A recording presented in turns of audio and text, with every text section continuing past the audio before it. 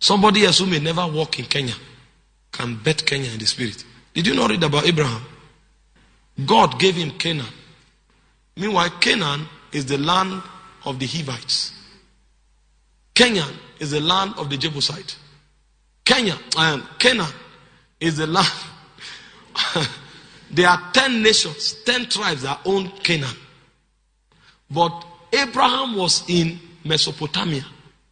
And God told him, I have given you a land flowing with milk and honey. And Abraham will travel from his hometown to go and inherit a nation that belonged to 10 tribes. Because in the spirit, a man can own a nation that he doesn't have any blood connection with. That's why you are not a citizen of Kenya until you have a burden for Kenya. And the way you will know is that when God wants to visit Kenya, most Kenyans will not be aware. But somebody else can be in Congo, and God will tell him, next week I will visit Kenya. And he knows the calendar of Kenya. But somebody else is inside Kenya, he's not aware, because he doesn't have a body. So when a man becomes healthy, what God will do is that he will start impregnating him with burdens. And so somebody may have burdens for marriages in Kenya, and he will not want any divorce anymore. He's praying. Somebody may have burden for the government of Kenya. Somebody may have burden for the souls in Kenya. And every night and day is on that matter. Those are the people that build the civilization. So when you come to see the new Kenya, the architects of that Kenya are the men that collectively and collocatively generated burdens that became the reason why the purpose of God was precipitated. Nations are born by travail. And that's why burdens are important. He said, as soon as Zion travailed, she brought forth. The new Kenya we are looking for, or the new Kenya we hope to see, will be bettered by those who carry burdens. And God will wait until the quorum is complete. When that quorum is complete, their intercession will collocate as a corporate persona in the spirit. And what God will do will be the offspring that they produce in prayer. So you will find a Kenya where marriages are sane. You find a Kenya where the government is righteous. You find a Kenya where souls are won and things are happening right. It's not because men became reasonable.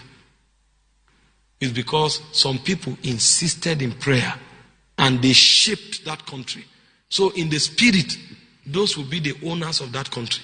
You may not know it until you go into eternity. And when they say, where are the fathers of Kenya? That's when you'll be shocked. That the father of Kenya may be 4 women. You now understand that fatherhood is not gender oriented. Fatherhood is intercession oriented. And so you must insist to have a body. Don't walk in a city and just be looking for what to eat and drink. When you walk in a city, make sure you own a stake. You will say, the Kenya that we are walking in today, I am part of those who brought sanity to the government. I stood my ground until something happened. Make sure you have a stake. And if you function like this, even if God were to whisper about that country, you will hear. I was in Lagos when God told me that Kenya is the land of the evangelist. I was not in Kenya. All I knew about Kenya was the Maasai warriors. And I was startled that men can hunt lions with arrows. That's all I knew. I was in Lagos. God told me, he said, Kenya is the hub of evangelists. The same way, he said, Nigeria is the hub of the apostolic. He said, Kenya is the nation of the evangelists.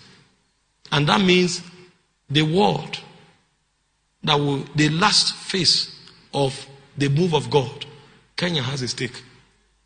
That means the gospel that will be exported to the nations, most of the men that will carry that banner will come from this nation. You don't need to struggle for passport if you are in Kenya. Just go and catch a nation in the spirit. If you are able to catch that nation, even if you are at home, they will bring the passport of that nation to you. I'm telling you what will happen in the last day. Because God will need to export Kenyans to the nations of the world. If they are the evangelists, that means they will be exported. Number 2, It means if you are in Kenya, you don't need to pray for power. Because the evangelical ministry is a ministry of power.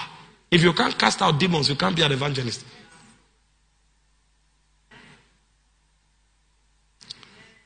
That means if you are in Kenya and you are accurate in the spirit, power is your inheritance.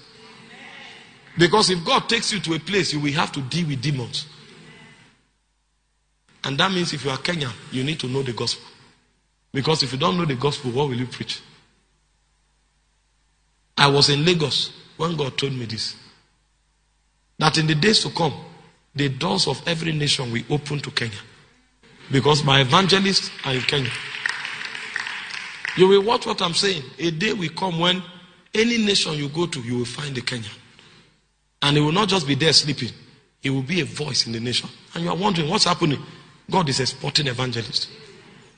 A day will come. You will stop. You know, now you are a tourist nation. People are coming here. Very soon they will export you.